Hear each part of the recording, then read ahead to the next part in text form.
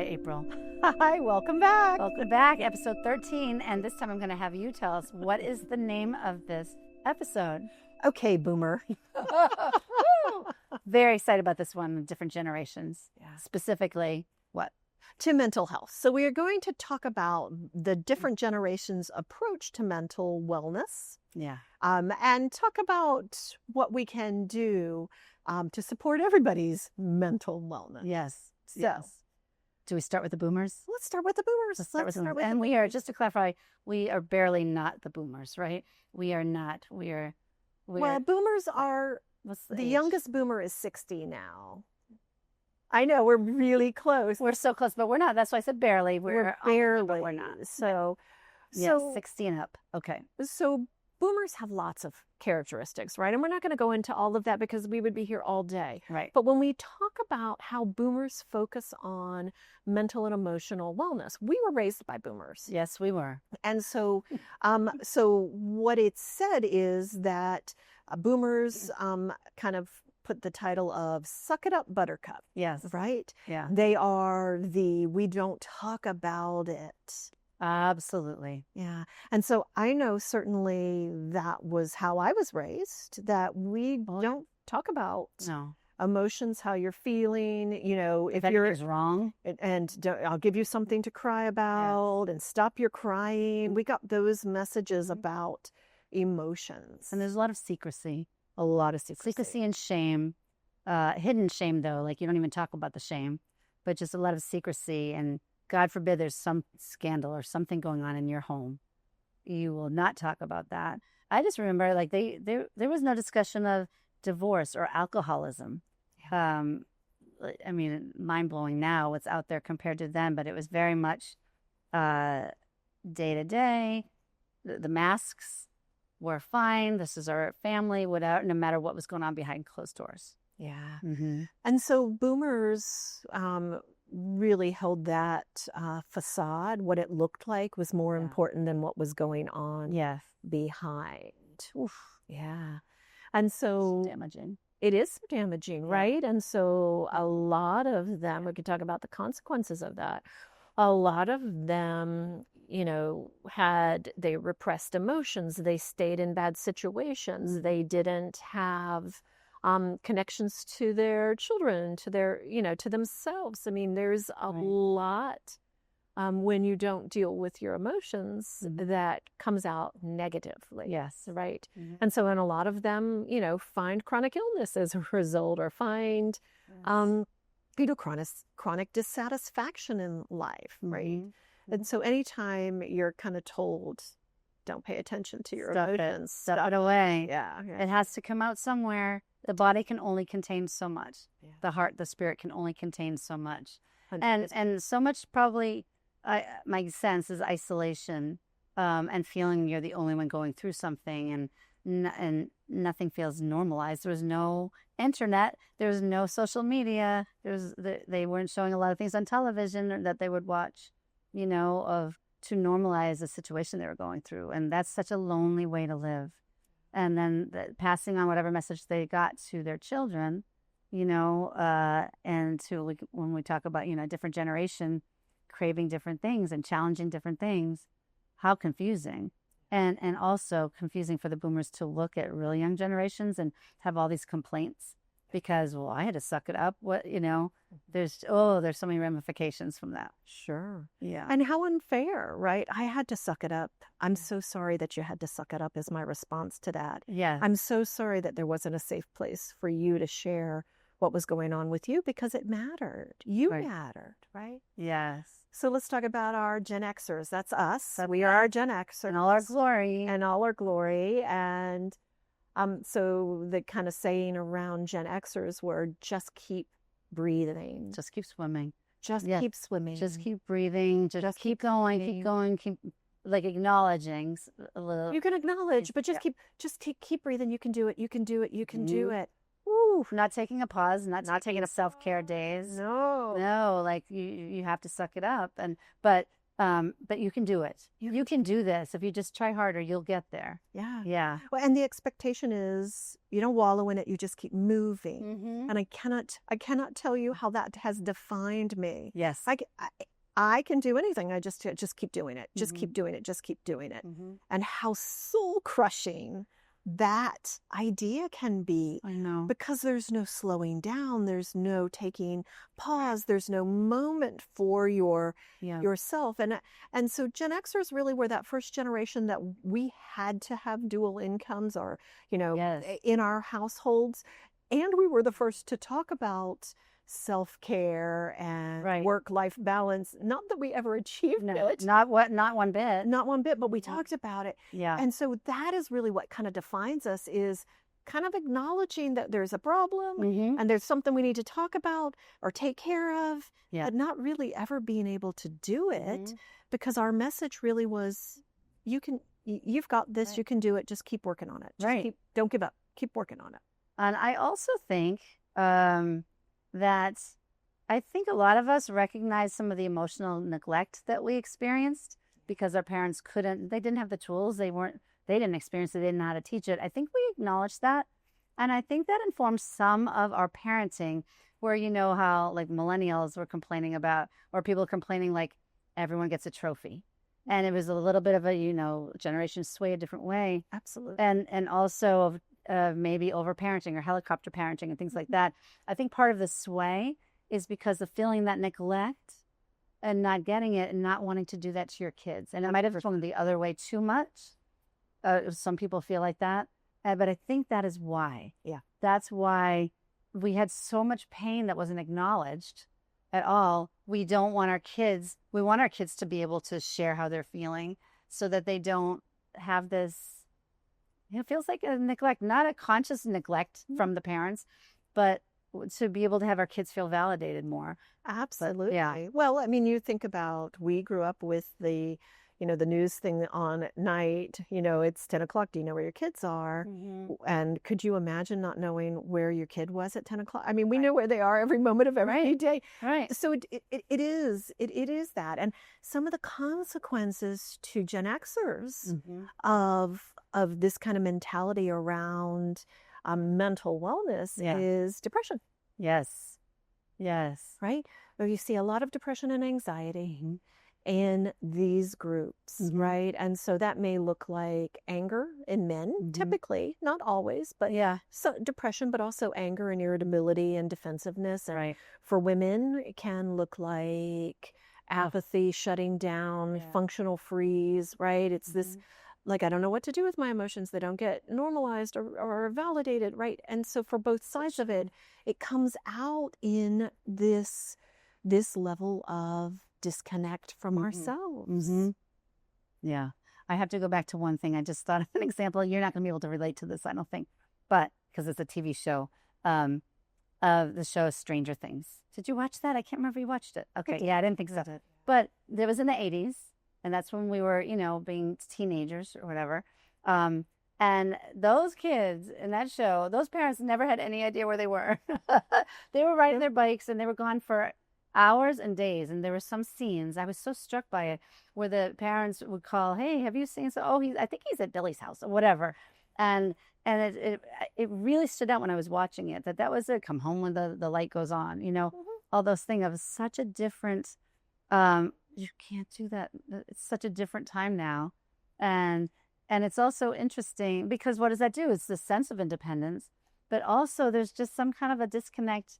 There's not that much of a connection with the parents, right? And also how sometimes parents from one generation look at the next one, and it's hard for them to wrap their head around new challenges, new trends, and think and say, you just need to be like we were because this is we did, or this happened to me, and look at me, I'm fine. And are you though? Are you really? Well, you wouldn't even say that if you were actually fine, because if you were fine, you would have empathy for what they're going through. Okay. So say that one more time, because that was the most, we need a bumper sticker. No, right? Say that again. If you were really fine, then you would have empathy for where that other person is. The person you want to say that to, you would have empathy for them. You wouldn't need to prove it. So beautiful. Thank you. So now let's talk about my favorite group. Yes, my absolutely. my millennials, right? And I laugh at you You're for saying, caressing your I chair. know I am. I like giving him a hug. I just Yeah, think you that do. they are just such a gifted Mm-hmm. group of humans. They really put words to things we were talking about and thinking about, but we didn't have the words for them. Right. And so things like emotional labor or being in your feelings or even self-care. Taking a self-care I'm day. taking a self-care Yes, day. yes. Mental health day. I'm taking a mental health Mhm, day. mhm. They just have really done so much for the world of mental wellness. And giving permission. They've given Taking permission. So, so theirs is it's okay not to be okay. Yes. Right? Like how we look at what their beliefs are around mental wellness is it's okay not to be okay. Yeah. And that is so important.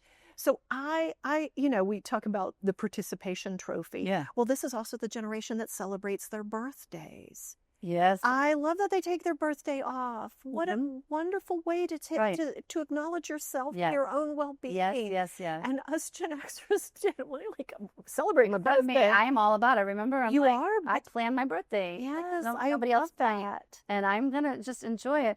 And I felt so validated when I saw that they're like, and who, like, just because that was a rule at one point that you don't get to do that. Why not? Why not? Why not? So What does that they- mean? Yeah, you they've know? challenged so much of the norm Yeah. for the betterment of their self. And actually, research is telling us that our millennial dads have higher numbers of hours spent with their children, and partnerships are looking more equitable and things like that. And so there's so much good stuff Yes. that are coming that we are seeing with our millennials. And the whole idea is that it is okay not to be okay. Yes. Really says, and let's talk about it, right? Because that's what it means, that it's okay not to be okay, and we talk about it. Yeah. And what a wonderful thing. I know. So And I'm happy for them. I could go on all day about how just brilliant our millennials are. They're going to change the world. Mm-hmm. They are. And then we have our Gen Zs. They capture my heart. I know you have lots of Gen Zs. I have a lot of Gen Zs for my clients right now, and it's been for a little while. And one thing that strikes me is how okay they are for asking for help, for going to therapy.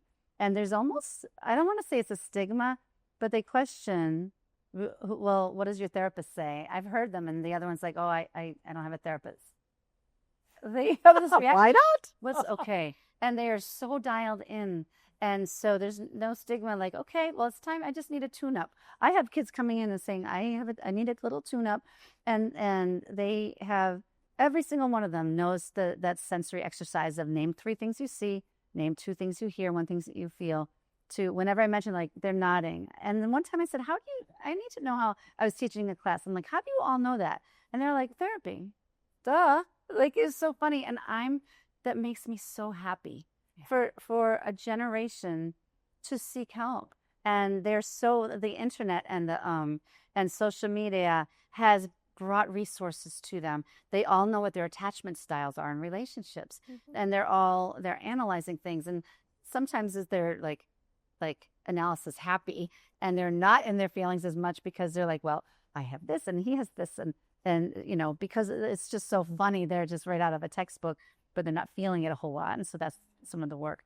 But for me, it is such a joy and an honor to be the witness to them in their chapter right now, where they have so many tools that we never had access to. They have not only the language, but they have the resources.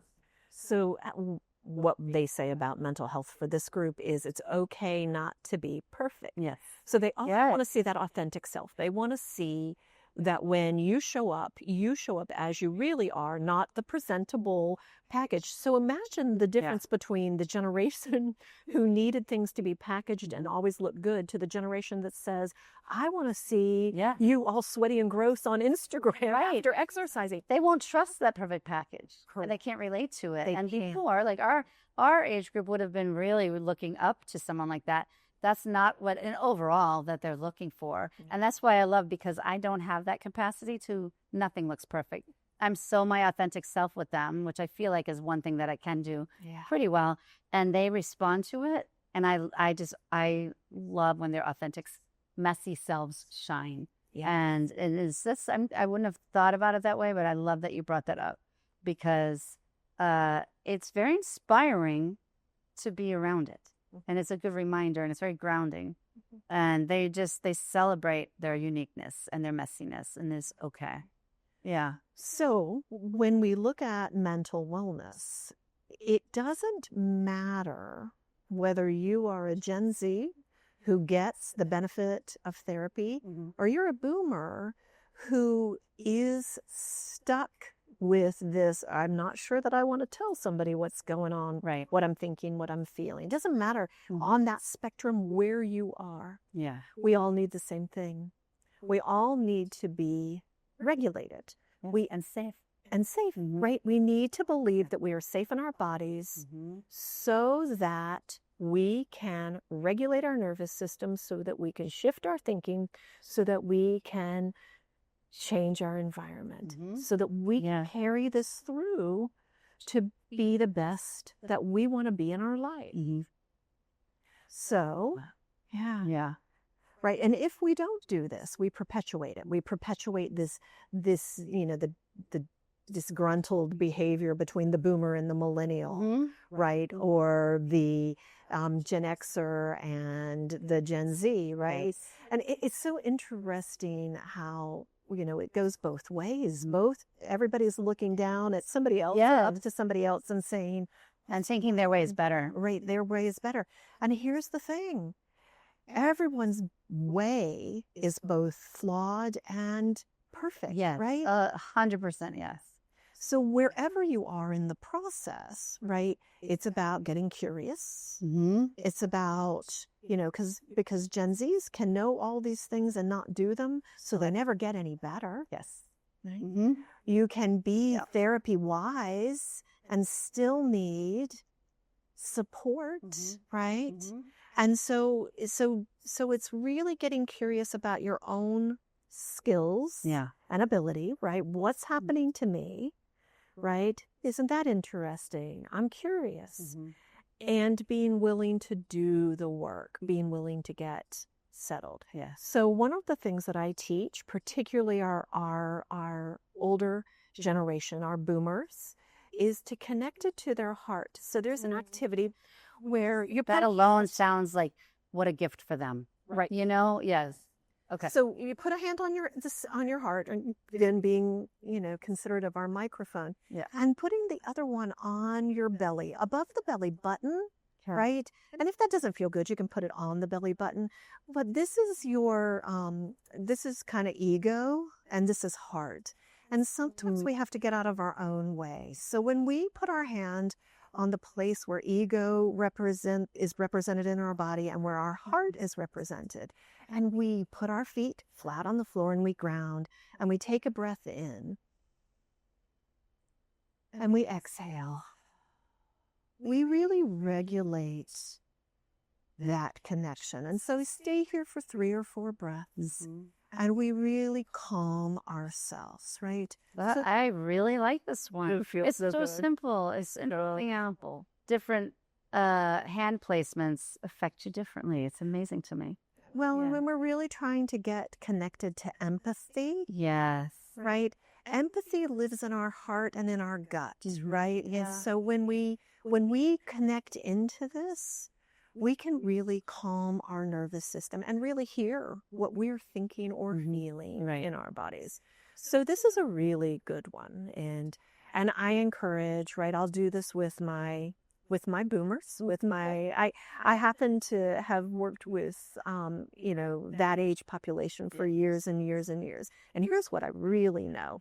Even though they were raised with this belief, sometimes what we find is they're willing to try anything because they have found that some of those old belief systems don't work. We're realizing that, And so I've got to find something new. But they're at a loss on what to do. So this is a great one, right? It really settles the nervous system, right? So some of the other ones that I use that really helps clear fear, really helps open the brain and the mind. It's called a crown pull. This is an eat and energy medicine one. Take your fingers put them in the center of your head, fingernails touching each other, and actually come to the front to your hairline. Okay. And then you're going to just pull out about an inch, and you can use, and this is coming down your midline, you can use a little pressure because your head actually likes that. So we're moving backwards. We're moving backwards. So Yep. we're moving from the hairline to the back of the head. Back. And then you're going to get to that occiput at the back, and you're going to rub it a little bit because that feels so good. Goes great. And then you can even move down into the neck. And when you move down into the neck, you're actually kind of milking all of those tendons in your neck, right? And then you can come and hang your fingers on your shoulders. This is called a crown pull. It's the Eden Energy Medicine. The whole thing is a crown pull. The whole thing is a crown pull. And so I could here's live what here. you could, I know you could live here. Then Feels so come up good. to your ears and massage them. Roll out because some energy probably got caught in there. And if you are While you're doing it? yeah, well, you're just right. I always feel like that. Not everybody does, but I Yeah. always feel like that. My ears end up feeling really warm after that. And then you can come under your hair and either pull it a little bit, do some root pulls, or you can rub your, scratch it a little bit, right? That's Yeah. a great one. And so it's a crown pull. It's part of the daily energy routine. It's one of my favorite. I use it every day. Love it. I use it. I love how I feel right now. Yeah, like I just feel like I have more energy and open, and I love it. And it's about receiving, making your brain ready to receive new information. And then the last one that I'll show is this one. And I've shown it before, but I can't stress it enough. When you are really trying to get new information, right? When you are trying to deal with something that feels uncomfortable, doing this, Which is placing one hand on your forehead and one on the occiput and holding them and allowing that energy to sink up. the occiput is that ridge. Right? I love that. It's my SAT word. The ridge in the back of your head. Of your head. Yeah. And so, and just holding until it's a stress pose. It helps dissipate anxiety. It helps regulate the nervous system. It's such an important one. I use it all the time for myself and for other people. I love this one. It's a great one. So Thank you. those are These the three great. ways. And what I would say is anytime you're considering, what do I need to do for myself? Do I need therapy? Do I need some additional support? Yeah. Looking at your generation, use some of these tools to consider, if this is what I've always done, what can I do different to get a different outcome? Yes. Yeah. Love it. Yeah. Thank you. These are great. Oh, good. Well, you know what time it is. I do. All right, ready? And this is very fond, a fond one for me, since I'm from Boston. Oh, okay. Oh, Okay. am I going to get it? Yes.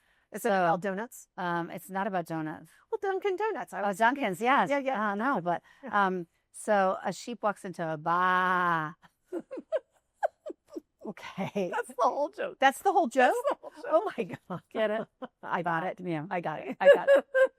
All right. That's a happy one. Thank you. All right. Thank you. Thank you. All right.